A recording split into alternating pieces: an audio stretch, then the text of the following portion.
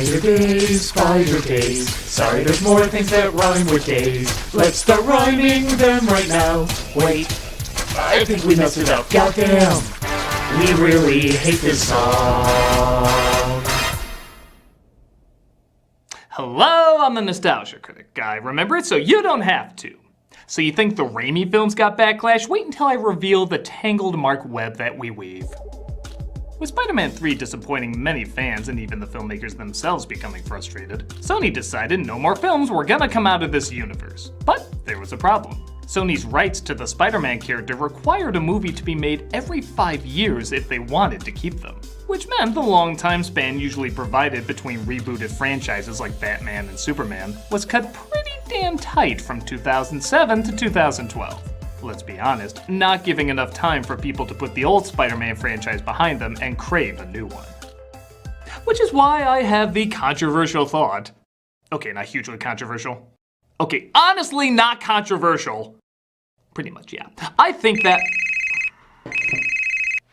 Hello, Mr. Internet. You're gonna regret it. I told you before, I'm not gonna lie. You're gonna regret it. Look, I'm hired to give my honest thoughts and a unique point of view, and that's what I'm gonna do. Your funeral. I think Amazing Spider-Man is a fascinating movie. You can't say that!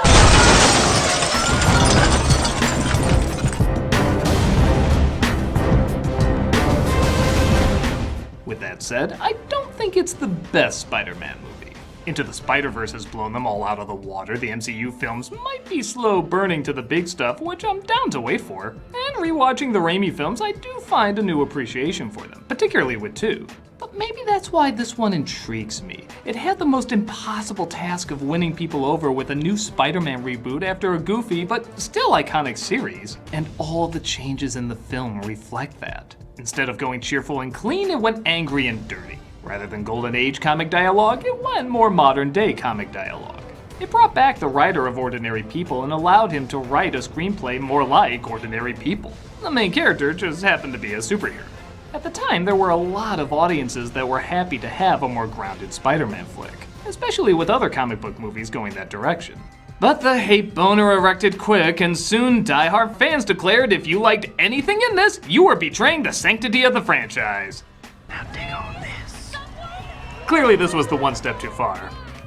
But I will admit, the same way I was asking people to see how I could find the originals too corny, shouldn't I also see how people could find this too safe?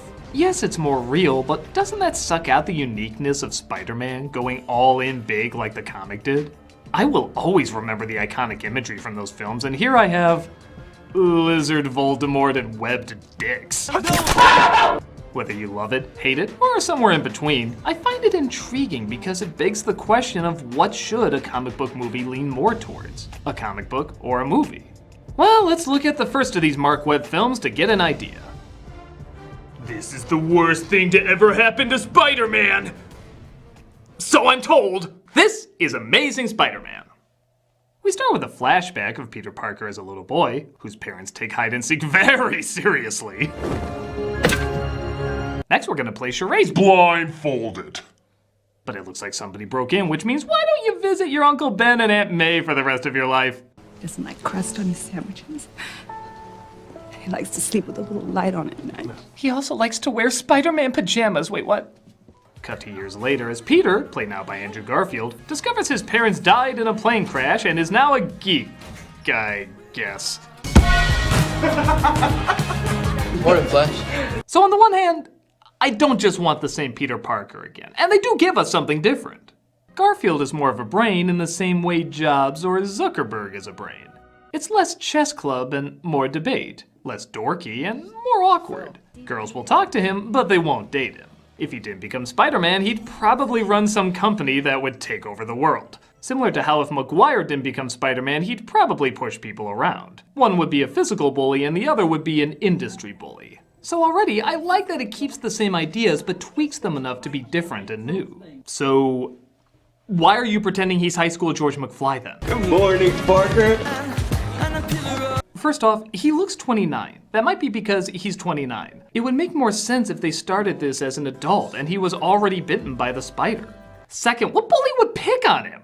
He's a good-looking skater with more hair gel than Everett from Oh Brother Where Art Thou if he was in a boy band. I mean, I get the idea he's not the bottom of the social food chain. That's reserved for... Even that kid doesn't seem that bad. Okay, the grandma sweater's a little weird, but we had this for 3 movies. He's supposed to just be odd, particularly with him looking out for kids being bullied where others don't. Take the picture. Put him down, Eugene. That's great, but it's inconsistent. He even takes out his contacts to put glasses on because his dad wore glasses, but let's be honest. It's done so we can identify him as the doofa dork from the previous films. He wore glasses. Parker!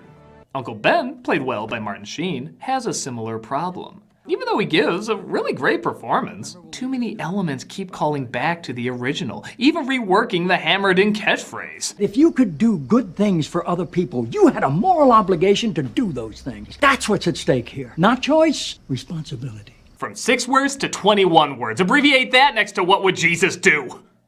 But when the movie tries to be more its own thing, it is pretty engaging. Peter finds his father's old bag and looks up the scientist he used to work with on Bing, the search engine I use when I don't want someone to check my history because nobody would ever think of checking Bing, which leads him to Oscorp. Welcome to Oscorp. Born from the mind of our founder, Norman Osborn, Appearing here as a dark overlord because we haven't figured out how to ruin him yet.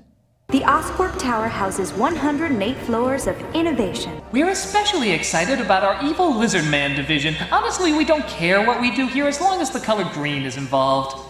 He comes across a girl in his class named Gwen Stacy, played by Emma Stone, who works with Dr. Connors, played by Rhys Ifans. Crossing my fingers I said that right. Damn it! I want to create a world without weakness. Doing a bang-up job there. Gwen figures out quickly, though, that Peter is not supposed to be there. Following me? No, I'm not following you. No, I'm not. I had no idea you worked here. Then why would you be here? I just snuck in because I love science. So the romance between these two always seems to hover in between adorably likable and Jesus, stop the hang-up first shit! I was touching up stuff. You're touching him stuff. Come on. I'm not gonna answer that. Got your mom, please. Oh, lovely. Yeah, they were nice. No, they're beautiful. They were like kissing you. You're an amazing kisser. Well, you know, it was good for me too. You always just make it, but you're like that close! Peter finds himself in a room of spiders and, spoilers, he bites one of them. Oh, that's right, it's the other way around. Sorry, I see this scene done so rarely. This results in him having a strange reaction to Bums using his head as a coaster. I feel like a lot of people would have a strange reaction to that. Beer! Get your hand off her. I'm trying. Are you freaking kidding me? Who is this guy? He's upset someone's acting rude after he places a beer on someone's head, and somehow he riles everyone up to fight Peter. I wish the spider bit him. I want to see the crazy ass shit he would do. Despite that, I do love this fight because it's basically a comedy of errors. Every move is accidental but works in Peter's favor. I love how he holds up his arm knowing it's pointless, like the coyote waving before he falls, but it actually works with his new powers. I'm so sorry. I learned self-defense on Bing, so like anything on there, if I succeeded, it's completely by accident. This causes him to get home late, upsetting Uncle Ben and Aunt May, played effectively by Sally Field. What? That's a fly, Peter. Why does it feel weird to see Spider-Man acting like a Spider-Man? Bing! Bing will have my answers!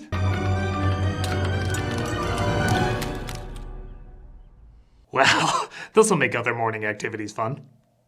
Peter tries to get some answers from Dr. Connors and reveals that he's the son of his old partner, Richard Parker. We were gonna change the lives of millions. The problem was always... The decay rate algorithm? Let me go out on a limb. Let me lend you a hand. I'd give my right arm if I could. Your arm is missing. Fuck, I'm so bad at this. Peter, through his father's research, figures out the algorithm to cross species with hopefully no side effects. The next day at school, banners are being painted on the basketball court while players practice. That seems like a sensible place to do it. Clearly, if anything goes wrong, it's the player's fault. You did that on purpose, Flash! I'm gonna continue this on the Buzzsaw and Shop class, where it's safe! No, but I should've. You better watch your back. That's right, teen girl half my size who looks like a threat. Flash is weird in this. Parker, of course, uses this opportunity to stick up for her, embarrassing the bull. That's it, you're going to detention! And the basketball team practice starts at 7 a.m. sharp. So all this is about getting even. Ben balls Peter out for acting insensitive and showing off moments before he acts insensitive and shows him off. He's got you on his computer. I'm his probation officer. Total creeper! He put your head on squirrels' bodies! He has all sorts of issues! After talking with Gwen, he tries out some of his new abilities in what I suppose is supposed to be a training montage, but honestly it comes across more like a jeans commercial.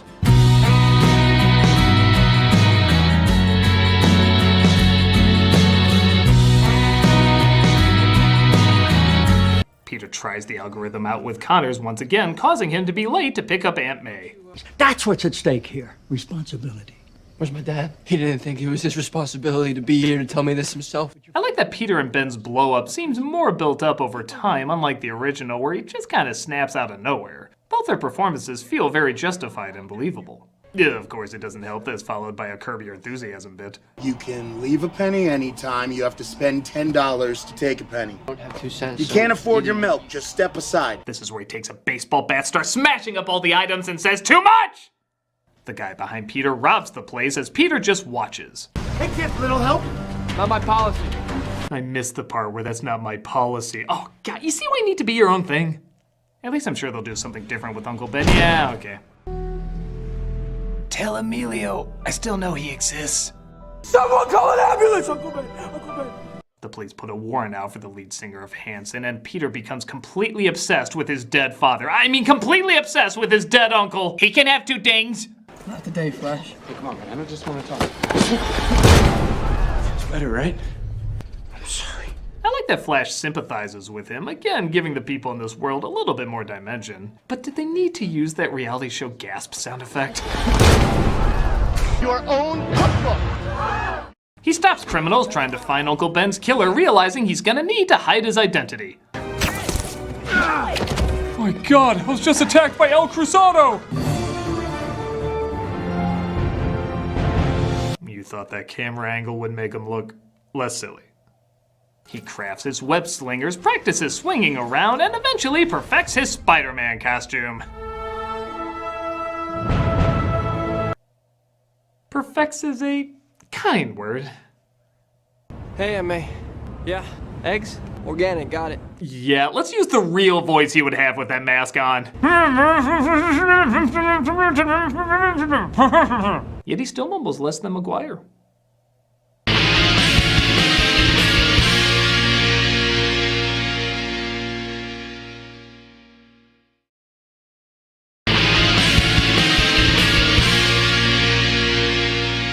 So here's the thing. While Garfield is not the young Peter Parker the comics portrayed, I would argue he's more the Spider-Man the comics portrayed. Spider-Man was a jokester, had good one-liners, and could be confident to the point of being almost a jerk. I feel like that's more what we got here, as he's legit pretty funny.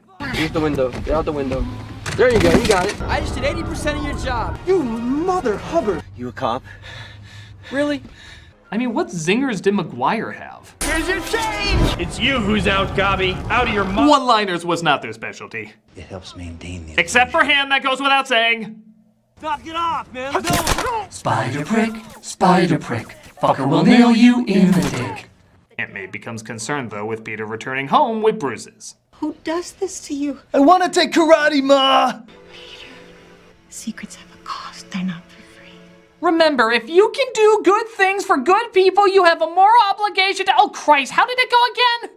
Cross-species genetics is finally working. Dr. Connors is making progress with his experiments, but Oscorp tells him he has to move forward with human trials, as apparently Norman Osborn's life depends on it. I've used lizard DNA to help Freddy regrow that limb. It's a miracle. He's catching flies with his tongue, but aside from that, he's doing great. He's shut down, though, because he can't do human trials fast enough, so naturally, he experiments on himself. Meanwhile, Peter is invited to Gwen's house for dinner where he discovers his latest enemy, a police captain who wants Spider-Man arrested, played by Dennis Leary, is his girlfriend's father. We'll just steal that for homecoming. There we go. Did you catch that spider guy yet? He's an amateur, assaulting civilians. I think most people would say that he was providing a public service. Most people would be wrong. It's not even accurate. Batman blows it. He probably saved thousands in property damage alone. I like Peter has to really face off with the pros and cons of being a vigilante, as he ruins a case for the cops following a car thief to bigger criminals. But he turned him in too quickly, not knowing. I also like it only takes one movie to reveal to his girlfriend who he really is. And I'm not gonna lie, it's a pretty hot reveal. Do me. Of course, Connor's experiment goes awry and he starts transforming into the Lizard, a monster who throws cars off a bridge and are webbed off screen. Forgot to schedule a talk with your editor there? Somebody help! Help me, my kid is trapped! And that lizard should really have a snout! I mean, I know it's a nitpick, but look at him, he looks weird! Help! Help! Just a normal guy. With that said, if you tell anyone who I am, I'll kill you. Normal guy, but I will kill you. Jack. Oh, God. I enjoy that around this point, his quest becomes less about revenge, looking for Uncle Ben's killer, and more about helping others. Which, as far as I know, transitioning from revenge to crime fighting is not part of the Spider-Man origin, but I kinda like it. It adds an extra layer. But things heat up when Parker goes to Connor's and discovers his toy lightsaber is transforming him into the Lizard. And even that healed up rat is having a few issues. Nobody believes Parker that the Lizard is real, so he tries getting a picture for proof, locating him in the sewers. Did you know that you can save 15% or more on car insurance? Well, that's ironic. Down came the rain and washed me out. Peter gets away, but in easily the dumbest scene in the movie, he leaves his name on the camera. Major genius my ass, that's like Clark Kent taking his Superman outfit to be dry cleaned. After a funny and even touching moment where Gwen helps mend Peter, Connors goes more and more crazy, tracking Peter down to his school. Sir, you need a hall pass. The fight scene is fun and leads to one of my favorite Stan Lee cameos, as well as something I bet you never thought you'd see in a Spider-Man film up to this point. A girl do something. Oh, come on. Clearly you should be falling off a building or hanging onto something. That's both. Okay, I'm impressed. The Lizard gets away and we see something else I bet you never thought you'd see in a Spider-Man movie back then. The police kicking ass. Well, how about that, man? We may get a policeman comic coming soon. Nah, shit, we still suck. He releases a gas, turning the cops into lizards as he believes that'll create a stronger race. Gwen starts working on an antidote while the cops knock out Spider-Man in their search for the Lizard. Taking off my mask? Oh shit, they are. Okay, you die, you die, you die, all of you die. Parker, it's headed to Oscorp, and your daughter's there right now. He convinces the police captain to let him go in yet another attempt to recreate the first one. A bunch of New Yorkers band together, at least the crane operators, which there are a lot of, conveniently all on this long stretch, who help Spider-Man swing towards the Lizard. Yeah! You mess with Spidey, you mess with New York! We don't have to say that this time. Oh, thank God! Oh no, looks like Gwen's gonna be the damsel in distress. Clearly everything was better in the other films. That's just good writing. Granted, he did still get the device he needed to turn everyone to lizard people, but she tells her dad what's going on. I don't understand. I do. Your boyfriend is a man of many masks. I get it. We're both written as competent in this. It'll take a little getting used to, but I think it's a good thing. As you'd imagine, fighting the Lizard is a difficult task, even for the web slinger. Poor Peter Parker. Picked a peck of pickled peppers. I know, but it's so funny! Not alone. Thank God I arrived with no backup. I mean, maybe he radioed them in and they're on their way, but time was of the essence, so he had to head up there early. I just want to believe in smart cops in movies! The captain is hurt, but Parker turns Connor's back and they stop the lizard bomb from going off. What's wrong about you, Peter? The city needs you. You're gonna make enemies. Maguire fanboys, mostly. That guy that's been memed a million times? Don't try to understand it. Just promise I won't be a meme in the next movie. I just guaranteed it'll happen, didn't I? Yeah, you did. Fucking internet. The captain dies, and Peter keeps his distance from Gwen, trying to honor his wishes. Oh Christ, we have to go through yet another forced breakup we know isn't gonna last, and the characters are too stupid to figure it out. I made you promise, didn't he? Stay away from me. Okay, this is a comedy show. I have to hold on to some stupid characters here. I guess it does end on kind of a confusing note, as Gwen and Peter's relationship isn't the only thing pointlessly open-ended. We have the mystery of Peter's parents and the mystery of Uncle Ben's killer, which isn't a mystery, it's this guy. What was even gonna be discovered with that? Oh my god, he's a singer for Nickelback! Now I hate him even more! Whatever life has in store for me, I will never forget these words. If you can do good things for other people, you have a moral obligation to do those things. That's what's at stake here, not choice responsibility. Just rolls right off the tongue. And that was The Amazing Spider-Man. Is it good? In my opinion, clearly yes. But the previous films are more unique, iconic, and I can see why people would like them more. I get the feeling this film was chopped up a lot in editing, as when you watch the teaser, there's tons of breathtaking shots that make you feel like you're free-falling. And in the film, we get bits of that, but not for very long. The reason I bring that up is, had the film utilized more of those long shots and some of the more colorful sequences, I think we could have had one of the great Spider-Man flicks. It would have helped give it more of an identity. As is, its strength is in its performances and its dialogue, as I really like these characters and want to see them in more good movies. I think Garfield is a great Spider-Man, and while not an authentic young Peter Parker, he is still an interesting young Peter Parker. Remember, he does evolve in the comics from a dweeby teen boy to a strong, confident man. And I just get that latter half much more from Garfield than I do Maguire. If somehow we could have Maguire as young Peter Parker and Garfield as older Peter Parker, I think we'd have a perfect combo there. For a while, this was the Spider-Man movie that was more my speed. I dug the realistic conversations over the Adam West style dialogue, but I do see now this is a bit more run-of-the-mill. I will never forget what happens in the Raimi films, where with Webb, I remember more of the feelings in the moment, but not a ton else. I don't think the strengths of the film should be pushed aside though. The acting is good, the dialogue feels real, the web slinging scenes, when they hold on them long enough, really make you feel like you're swinging through the air. After all the other superhero films and even Spider-Man films that came out after this, I can definitely see why some couldn't get on board with this flick. But it's still worth acknowledging what worked in it, especially knowing the time frame and limitations they had to work with. Is it amazing? I guess not. But in my opinion, it's still a decent Spider-Man. And that's the end of March, so that's the end of Spider-Month. Thank you all so much for watching.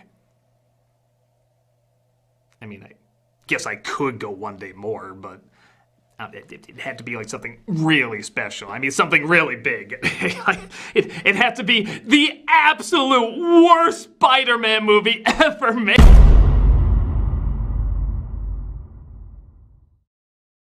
Can't afford your milk, just step aside.